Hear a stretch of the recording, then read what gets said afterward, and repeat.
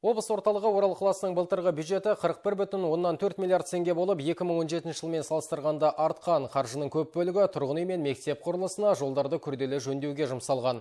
Осы және өзге де салаларда атқарылған істер туралы қала әкімі Мұрат Мұқаев қорытынды есепті кездесуінде баяндап, тұрғындардың сұрақтарына жауап берді. Дәстүрлі жиынға аймақ басшысы Алтай Көлгінов, облыстық мәслихаттың хатшысы Мәлік Құлшар, барлық басқарма басшылары, қала тұрғындары қатысты. Орал шаһарында 350 мыңға жуық халық тұрады. Облыс орталығының әлеуметтік экономикалық дамуына барлық салада жетекші мәнге ие. Сондай-ақ баспана және жол құрылысы қарқын алды. Жаппай кәсіпкерлікті дамыту бағдарламасы бойынша берілген шағын несиелер көлемі 2 есеге артып, 700 миллион теңгеден асты. Жергілікті атқарушы органның жұмысына әлеуметтік мазмұнның басым болуы елбасы жүктеген міндет. Сондықтан да жұмыспен қамту, әлеуметтік қолдау мәселелері басты назарда болады, деді қала әкімі Мұрат Мұқаев. Тұрғындарды мазалаған басты мәселе баспана әрине. Биыл облыс орталығында жаңадан көп қабатты 26 үй салынып пайдалануға берілмек. Олардың 15-і мемлекеттік бағдарлама арқылы салынуда. Ал өткен жылы 6 жаңа үй пайдалануға берілді. 7-20-25 бағдарламасымен 224 тұрғын өтініш білдірсе, олардың 144-нің өтініші расталған. Жоспарлы жұмыстардың арқасында қалада соңғы 3 жылда пайдалануға берілген үйлердің саны 2 есеге артты. Елбасы өз жолдауында білім берудің, денсаулық сақтау саласының, тұрғын үйдің сапасы мен қолжетімділігі және қауіпсіз жағдай өмір сүру мәселелерін әрбір қазақстандық отбасына қатысты деген болатын. 2018 жылы 5300 жұмыссыз азамат жұмыспен қамтылды. Сондай-ақ жыл басынан бері 8 бос орындар жәрмеңкесі өткізіліп, мемлекеттік қолдау арқылы 365 адам тұрақты жұмыспен қамтылды. Нәтижелі жұмыспен қамту және жаппай кәсіпкерлікті дамыту мемлекеттік бағдарламасы арқылы 64 адамға 747 миллион теңге микрокредиттер берілді. Бұл көрсеткіш 2017 жылмен салыстырғанда 2 есеге артты. Есепті мерзімде өндіріс өнеркәсібіндегі өнім көлемі 166 миллиард теңгеге, негізгі капиталдағы инвестиция көлемі 93 миллиард теңгеге жеткен. Сонымен қатар құны 6 миллиард теңге болатын 7 жоба іске қосылып, 140 жаңа жұмыс орны ашылған. Жалпы қала бойынша өткен жыл жұмыспен қамтылғандардың саны 5300 тұрғынды құрап отыр. Жол жөндеу, инфрақұрылымдарды дамыту бағыттарында да ауыз толтырып айтарлықтай істер атқарылды.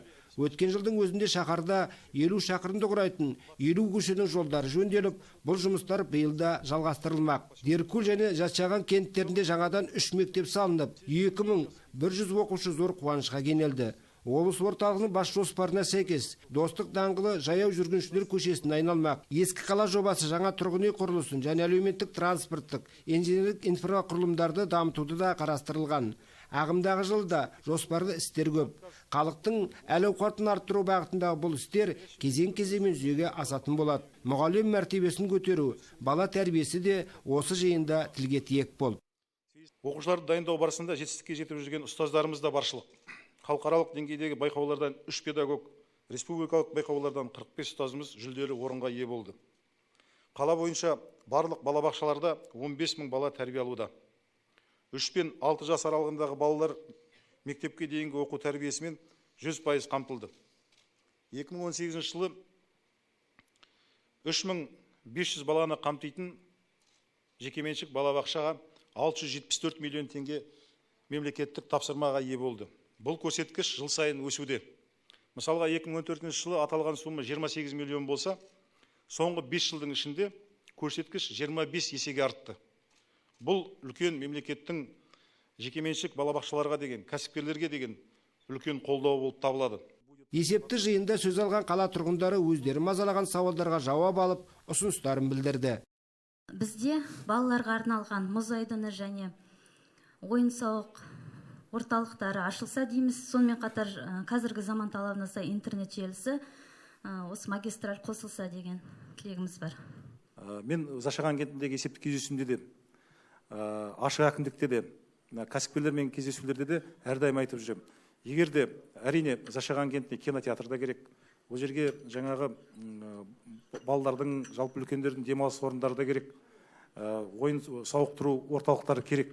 Сондықтан егер де ортамызда кәсіпкерлер бүгінгі кездесуді тағы да пайдалана отырып, сондай ынтасы бар кәсіпкерлер болса, біз жаңағы ықпалдасуға дайынбыз. Яғни жер учаскесін жаңағы жобалап, аукционға шығаруға дайынбыз. Өздеріңіз білесіздер, енді жер учаскесінің барлығы қазір аукцион арқылы беріледі. Сондықтан осы өткен аптада да Зашаған кентінен бір-екі кәсіпкер келді маған. Үлкен жаңа өзінің жобасын көрсеткен болатын. Жаңағы оның ішінде бірінші қабатында жаңағы үлкен дүкен болса, жаңағы маркет, супермаркет, екінші қабатына жаңағы кинотеатр, басқа да жаңағы ойын-сауық орындарын ашқысы келеді. Қазір ол азаматтың жобасы дайын.